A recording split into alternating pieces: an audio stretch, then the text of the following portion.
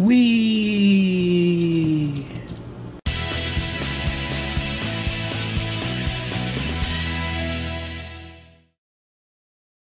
Hey guys, this is AwesomeJohn22 coming at you today with another review. This is my first look at a Deluxe class Megatron in my collection.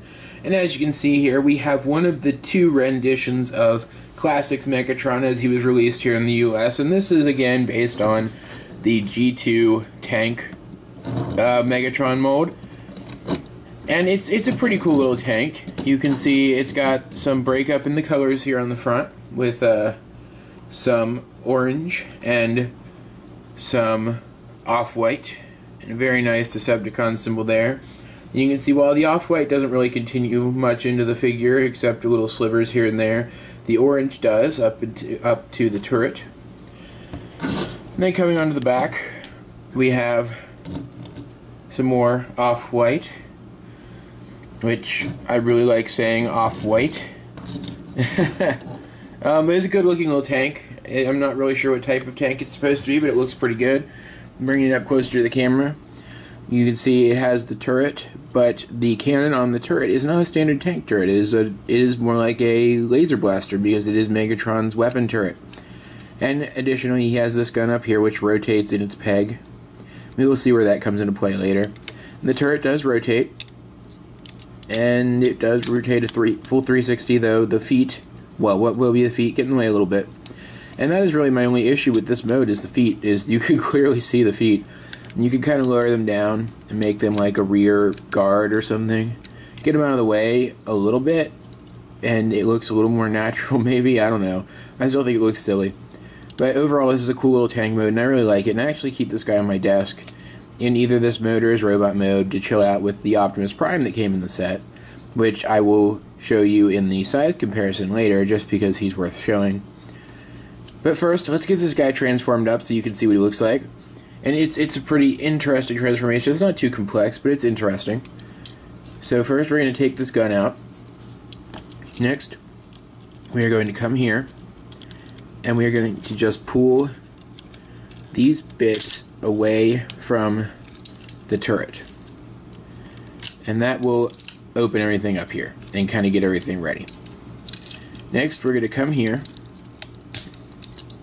and we're going to rotate this up. And you can probably see where this is going already. Rotate this around, and now we're going to bring, you can see here, a square peg and a square hole. Bring that down. And it's not pegging in for me. Hold up. There we go. And there we go. Rotate his head around. You can see a very nice Megatron head sculpt in there. Very cool. And then kind of position this however you wish, and we'll get to this arm later. This arm is my only issue with the robot mode, but we'll talk about that in a minute. Rotate that, come down here, bring these feet forward, come underneath, rotate these heels back, and then split them apart. And that is literally it. That is his transformation. It's not complicated. It's not even slightly complicated. As you can see, the off-white color is more prevalent now in this mode than it was in the vehicle mode, and it looks pretty good. It works pretty well. That arm, man. It brings kind of the whole thing together, and the orange is also still evident, and very nicely the Decepticon symbol that was on the front of the vehicle ends up on his chest. Zooming in to see some detail, we see the head again. We can see a lot of the tank details continue into this. You get the treads on his legs, but most obviously the weapon from the turret ends up on his arm and makes his cannon.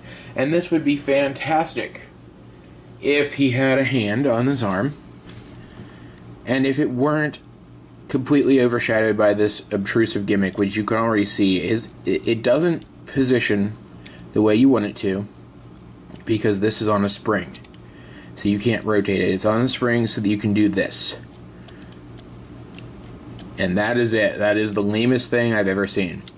That is lamer than Hot Shot. That is lamer than Hot Shot. It's lame. It's stupid. It's lame. I hate it. But I like the length of the cannon. It's very long. It's very cool looking. So when you get it up into position and you have him looking down the barrel, it looks dangerous. And so I can live with it. I can live with the toy having the obtrusive gimmick. And I'm not going to demonstrate the obtrusive gimmick. You saw it in the intro. So, yeah. So coming here, we have his other weapon. And it has this little guard piece here that you can rotate around. And then you plug it into his hand. It's a standard size peg. And now he has a little rifle. And it's very cool looking. And he's a very militaristic Megatron. And overall, I like this figure. I was very happy to find it only recently at retail at a kind of resale place for half off the original list price with Optimus Prime in the package with it, because this was a 2-pack with Optimus Prime. And I really enjoy it. It's not my favorite Megatron of all time, and therefore it is not the definitive Megatron amongst the Megatrons in my collection, but I do enjoy it, and I would recommend picking it up if you can find it for a reasonable price, though I don't think this or the Optimus Prime is really good enough to warrant you searching for them. I would spend your time searching for the true classics, Optimus and Megatron, the Voyager class toys. For a size comparison real quick, here he is with another Deluxe. It's Optimus Prime from the same set, and they are about the same height. And here he is with his little brother, the Cyberverse G2 Megatron, and with one of his Decepticons, a Voyager class Blitzwing, and you can see Blitzwing is much bigger because this is just a Deluxe class Megatron, and would look really silly trying to lead Blitzwing into battle. In fact, Blitzwing's tank mode, I wish I had prepared him in tank mode to show you what this guy's tank mode is. Just so much bigger and looks so much cooler than this little guy's tank mode. Not that I dislike this little guy's tank mode. Also, before I go, I want to point out one more issue I have found with this figure that is more of a nitpick or a gripe or whatever than anything else, but they did something kind of odd with it, and I don't understand why. This figure, the very tip of his barrel can pop right off. There's nothing holding it on there. There's no glue that's worn off. I've checked. It's just, it's made like that. It pegs in.